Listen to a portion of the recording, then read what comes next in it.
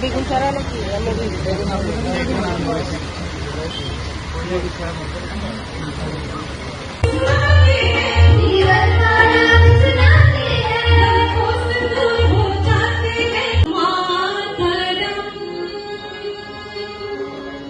वंदे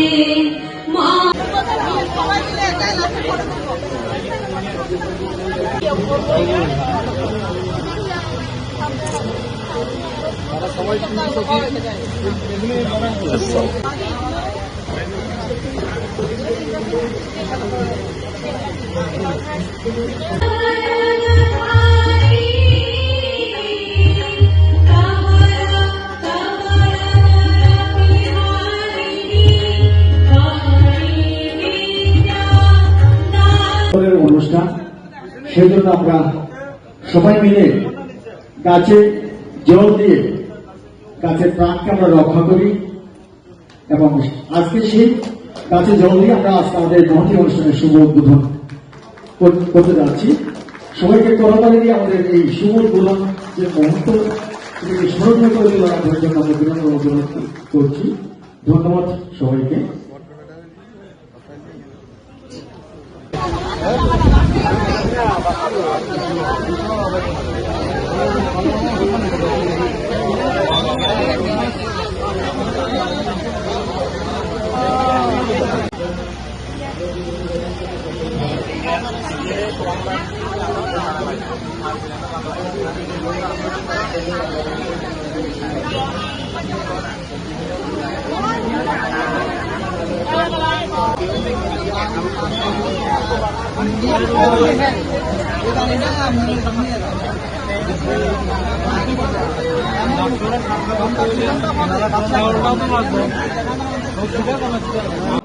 এক দিবসীয় যে কর্মশালা, সেই কর্মশালায় আমাদের মাঝে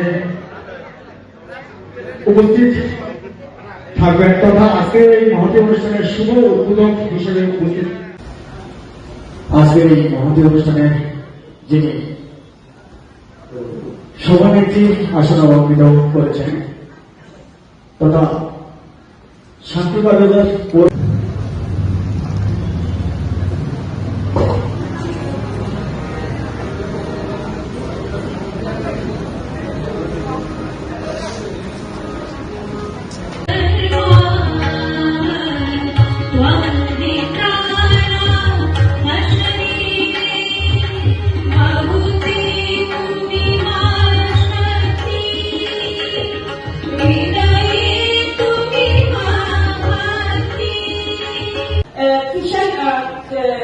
ক্রেডিট কার্ড কেসিসি আমরা বলে থাকি, সেই ক্ষেত্রেও কিন্তু লোনের ক্ষেত্রে আমাদের অনেক সুবিধা হয়। আমরা যারা কৃষি কাজ করি তো সেক্ষেত্রে কিন্তু আমরা দেখি স্বল্প সুদে কিন্তু আমরা লোন নিতে পারি, হোক বীজের ক্ষেত্রে হোক, হোক সারের ক্ষেত্রে হোক, অথবা আমাদের কৃষির ক্ষেত্রে ব্যবহারের বিভিন্ন ধরনের প্রয়োজনীয় জিনিসের ক্ষেত্রে হোক, আমরা যদি সেইগুলো করার ক্ষেত্রে হোক, তখন আমরা লোন খুব অল্প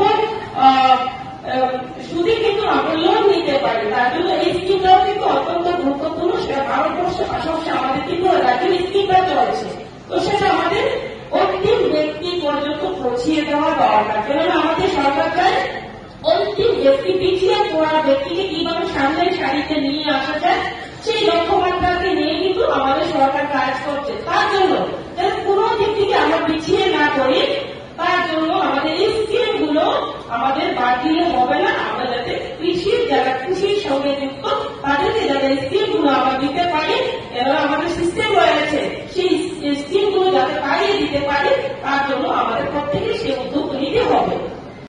আজকের এই প্রোগ্রামে আমি উপস্থিত হতে পেরেছি। আপনারা জানেন যে আমাদের ভারতবর্ষ একটা আমরা কৃষি প্রধান দেশ হিসেবে আমরা জানি। ডাইরেক্টলি ইনডাইরেক্টলি কিন্তু 60% আমাদের জীবিকার ক্ষেত্রে আমরা কিন্তু ভারতবাসীরা নির্ভরশীল। তো সেই ক্ষেত্রে আমাদের রাজ্য যদি আমরা লক্ষ্য করি, আমাদের দ্বিতীয় রাজ্য কিন্তু কৃষি রাজ্য হিসেবে আমরা জানি। তো সেই ক্ষেত্রে কৃষিকে কিভাবে আরো ডেভেলপমেন্ট করা যায়, কিভাবে এই কৃষি সেক্টরকে এগিয়ে নিয়ে যাওয়া যায়, তার জন্য কিন্তু আমাদের দেশের প্রধানমন্ত্রী কিভাবে দেশে আরো বেটার করা যায়, আরো ডেভেলপমেন্ট করা যায় সেই চিন্তাধারা নিয়ে কাজ করছে। পাশাপাশি আমাদের ত্রিপুরা রাজ্যে আমাদের মাননীয় মুখ্যমন্ত্রী প্রফেসর ডক্টর মানিক সাহাজির নেতৃত্বে যে সরকার, সেই সরকার পাশাপাশি আমাদের এগ্রিকালচার মিনিস্টার অটল রামনাথজি রয়েছেন, ওনাদের মাধ্যমে কিভাবে আমাদের কৃষি সেক্টরকে কিভাবে এগিয়ে নিয়ে যাওয়া যায় সেই লক্ষ্যমাত্রাকে নিয়ে আমাদের এই ত্রিপুরা সরকারও কাজ করছে। না করলে ভালো ফসল হবে না, এটা ঠিক নয়। দেখুন বাজারে এখন বিভিন্ন বাজারগুলিতে আমরা দেখি যে প্রাকৃতিক চাষের যে ফসলগুলো রয়েছে এগুলি আলাদাভাবে আরো বেশি মূল্য পাওয়া যায়। যারা ক্রেতারা রয়েছে তারা এই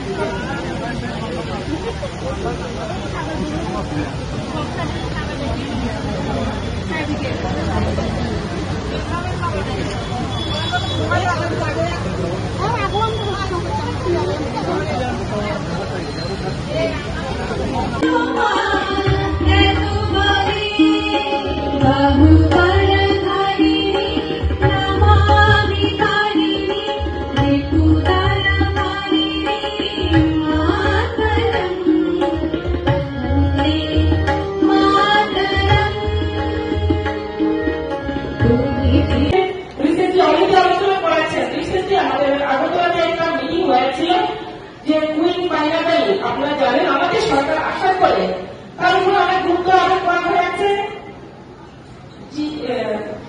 জিআই ট্যাগ দিয়েছে আপনারা জানেন। তো সেই ক্ষেত্রে কিন্তু আমাদের এই নামটা আগে ছিল না, আমাদের সরকার আসার পরে কিন্তু আমাদের এই কুইন পাইনাপেল নামটা আমাদের সরকার দিতে পেরেছে। একটাই লক্ষ্য, কৃষি ক্ষেত্রে আমাদের এগিয়ে যেতে হবে। তার জন্য কিছুদিন আগে একটা মিটিং হয়েছিল, দিল্লিতে 3 দিনের একটা কুইন পাইনাপেল ফেস্টিভ্যাল হবে। তো আপনারা জানেন আমাদের আজকে আমাদের এই ত্রিপুরা রাজ্যে পাইনাপেল আমাদের বিদেশেও যাচ্ছে, ইন্ডিয়াতে বিভিন্ন জায়গাতে যাচ্ছে। আমরা কিন্তু এটা কিন্তু ইন্টারন্যাশনাল প্ল্যান হবে, ইন্টারন্যাশনাল যে ফেস্টিভ্যালটা হবে সেখানে অনেকেই পার্টিসিপেট করবেন। আমাদের বিভিন্ন এমপিরা, এমএলএরা, লোকাল দিল্লি যারা আছেন প্রত্যেকেই থাকবেন, পাশাপাশি ত্রিপুরা থেকে অনেকেই যাবেন।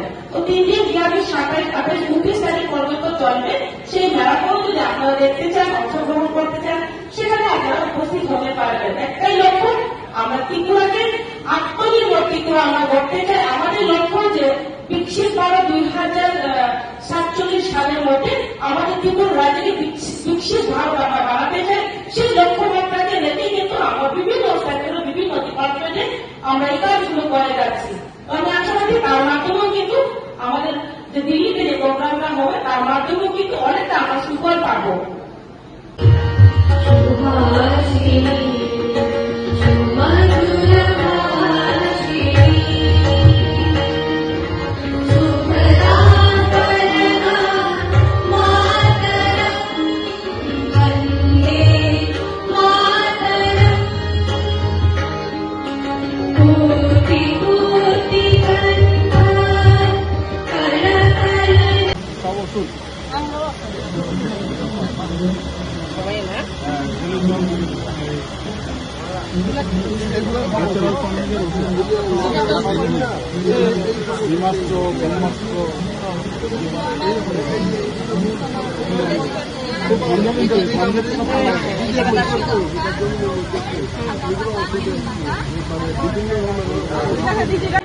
যে আমাদের আমরা কৃষকদেরকে অন্নদাতা বলি এবং কৃষকদের বাদ দিয়ে কিন্তু কোনো কাজে কোনো কিছু ডেভেলপমেন্ট হবে না। যার দরুন আমাদের লক্ষ্য হচ্ছে কৃষির ক্ষেত্রে আয় আমাদের দ্বিগুণ করা এবং দ্বিগুণ থেকে 3 গুণ কিভাবে আমরা করতে পারি সেই লক্ষ্যমাত্রাকে নিয়ে আমাদের কেন্দ্র সরকার এবং আমাদের রাজ্য সরকার বিভিন্ন স্কিম আছে। তো আপনারা জানেন অলরেডি এই স্কিমের অনেক সুবিধা কিন্তু আমাদের ত্রিপুরা রাজ্যের লোকেরাও পেয়েছে। যেমন ধরুন প্রধানমন্ত্রী কিষাণ সম্মান নিধি, সেই কিষাণ সম্মান নিধির মাধ্যমে বছরে কিন্তু কৃষকরা কিন্তু ৬,০০০ টাকা পাচ্ছে উপযুক্ত কৃষকরা। আপনারা জানেন কিছুদিন আগেও সেই স্কিমটা পেয়েছে। আমরা যদি লক্ষ্য করি এখানে অনেকে বলেছে কতজন সেই সুযোগ পেয়েছে, আমি সেই দিকে যাচ্ছি না। পাশাপাশি যদি আমরা আরেকটি স্কিম দেখি, যেটা হচ্ছে প্রধানমন্ত্রী ফসল বীমা যোজনা।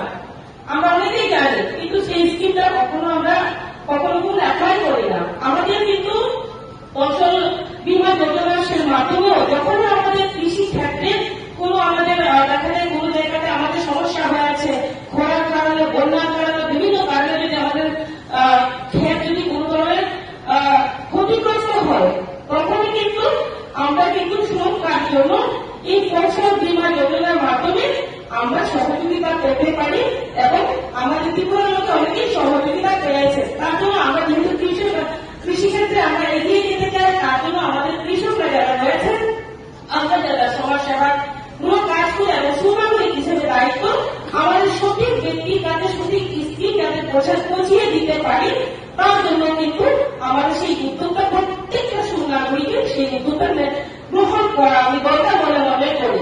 লং তরাই কাচ্চি ঘানির সর্ষে তেলে টেস্ট, যে খাবে সেই বলবে লং তরাইবে, লং তরাইবে।